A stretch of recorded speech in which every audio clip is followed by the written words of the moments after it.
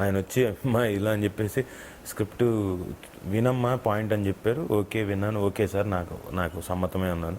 And she is very clever women also. అంటే script వైజ్గా కానివ్వండి, షార్ట్ వైజ్గా కానివ్వండి, పర్ఫార్మెన్స్ వైజ్ కానివ్వండి, షీ నోస్ ఏది ఎంతవరకు చేస్తే బాగుంటుంది అవన్నీ తెలిసిన వ్యక్తి.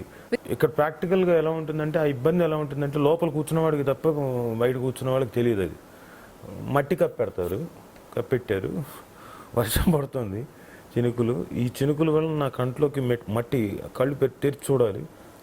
ఈ ఐ డ్రాప్స్ అంటే డ్రాప్స్ కింద డ్రాప్లెట్స్ పడి కంట్లోకి మట్టి వెళ్తుంది, కానీ నేను కళ్ళు తెరిచే చూడాలి. ఎమోషన్ ఉంటుంది.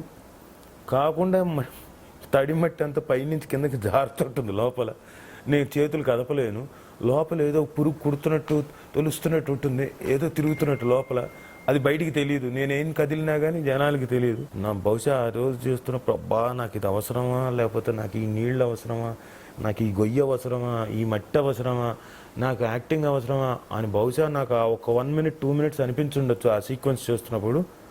బట్ సినిమాలో చూసిన తర్వాత, యాక్టింగ్ తెర మీద చూసుకున్న తర్వాత అన్నీ అవసరమే, డెఫినెట్గా తప్పేం లేదు. ఆ మాత్రం చేయకపోతే ఊరికే ఉతపడానికి వచ్చేస్తుంది ఏంటి అనిపించింది. రష్మి గారిని మళ్ళీ నేను పాయింట్ చేసి చెప్తున్నా, ఆవిడ కూడా చాలా కష్టపడింది పాపం. షాల్ తీసుకొని పెట్టి ఆవిడ తవ్వడం గొయ్యి, ఆల్మోస్ట్ ఆల్ మొత్తం అంతా గొయ్యితో తవ్వించినట్టే. బాగా కష్టపడింది ఆవిడ. Of course, output is come out wonderful.